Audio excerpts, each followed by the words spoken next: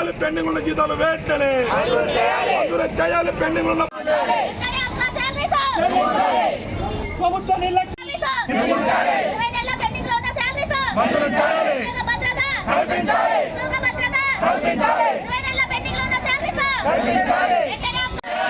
మంజూరు చేయాలి పెండింగ్ ఉన్న జీతాలు వెంటనే మంజూరు చేయాలి పెండింగ్ ఉన్న జీతాలు వెంటనే నశించాలి ప్రభుత్వ అధికారుల నిర్లక్ష్య వైఖరి down down DCHS down down DCHS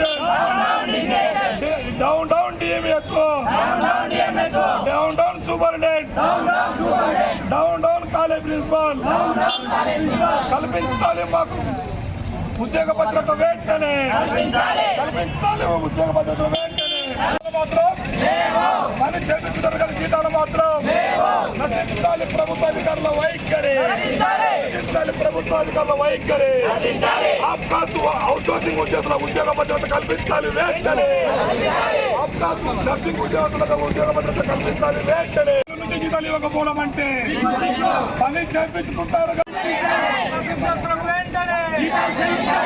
సిగ్గు సిగ్గు 15 నెలల నుంచి జీతాలు ఇవ్వకపోవడం అంటే సిగ్గు 15 నుంచి 20 నెలల నుంచి జీతాలు ఇవ్వకపోవడం ఫోన్లో కూడా సంప్రదించడం జరిగింది. మేము అనేది ఏంటంటే చిన్న విషయము 15 నెలల నుంచి వాళ్ళకి జీతాలు రావడం అవుట్సోర్సింగ్ కింద DCHS కిందనే వాళ్ళు రిక్రూట్మెంట్ జరిపారు కర్నూలు DCHS గానే జరిపారు, ఉమ్మడిగానే జరిపారు. కానీ ఇంతవరకు వాళ్ళు మన దగ్గరనే అయితే పనిచేస్తున్నారు. హాస్పిటల్లో పనిచేస్తున్నాను నంద్యాలలో. నేను 15 నెలల నుంచి చేస్తున్నాను. నాకు 1 రూపాయి కూడా శాలరీ రాలేదు ఇప్పటి వరకు. మాకున్న ఈ సమస్య ప్రభుత్వం దృష్టికి తీసుకెళ్ళకపోతే మా సామూహిక ఆత్మహత్యలు మేము చేసుకోవడానికి కూడా రెడీగా ఉన్నాము.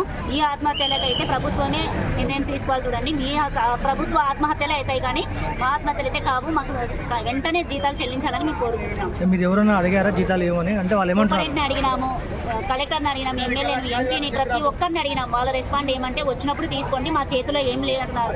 ఇప్పుడు ఎవరిని అడగాల? మేము ప్రభుత్వం వచ్చినాక ఎవరిని అడగాల? మేము ఎవరిని అడగాలో కూడా మాకు తెలియడం లేదు.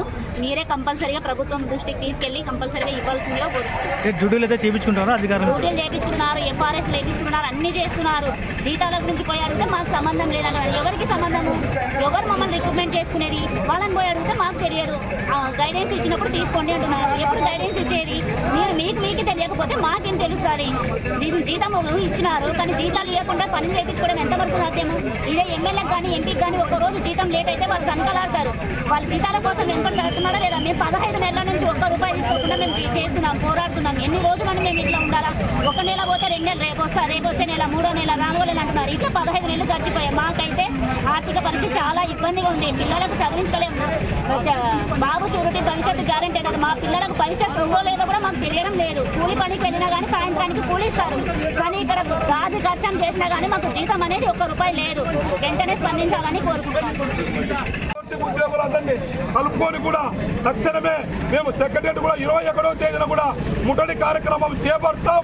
దానికి కూడా ఈ ప్రభుత్వ అధికారులే బాధ్యత వహించాల్సి ఉంటుంది. కాబట్టి మరొకరు ఎవరైనా ఆత్మహత్యలు చేసుకున్నా కూడా దానికి ప్రభుత్వ హత్యలుగానే మేము పరిగణిస్తున్నాం. కాబట్టి ఇంకొకరు హత్యలు జరగకూడదు, ఆత్మహత్యలు జరగకూడదు అంటే తక్షణమే మీరు పెండింగ్లో ఉన్న జీతాలను మంజూరు చేసి వాళ్ళ యొక్క ఉద్యోగాలకు తక్షణమే భద్రత కల్పించాలని చెప్పేసి తెలియజేస్తున్నాను. నాగరాముడు, AYYF జిల్లా కార్యదర్శి.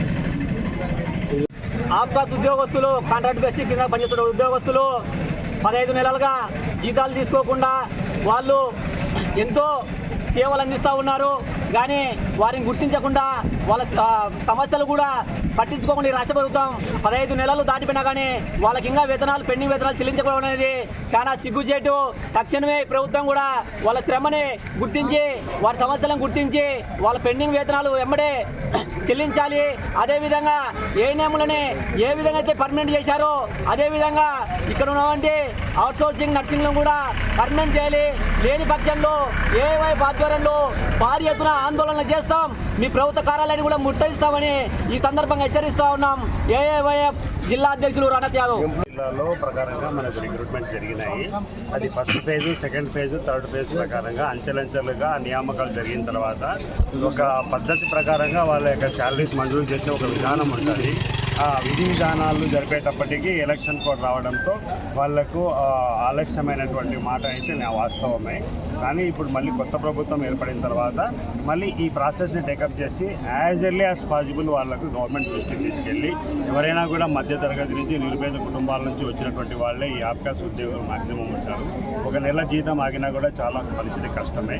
కానీ వాటన్నిటిని దృష్టిలో ఉంచుకొని మేము కూడా ఆ సమస్యను మా సమస్యగా నెత్తి మీద వేసుకొని ఖచ్చితంగా మా పై అధికారులకు తెలియజేసి ఆ విధి విధానాలు కరెక్ట్గా త్వరితగతిన పూర్తయ్యే విధంగా పూర్తిగా సహకారాన్ని అందించి తప్పకుండా వాళ్లకు న్యాయం జరిగే విధంగా మా వంతు కృషిని తప్పకుండా చేస్తామని మీకు హామీ ఇస్తున్నాం.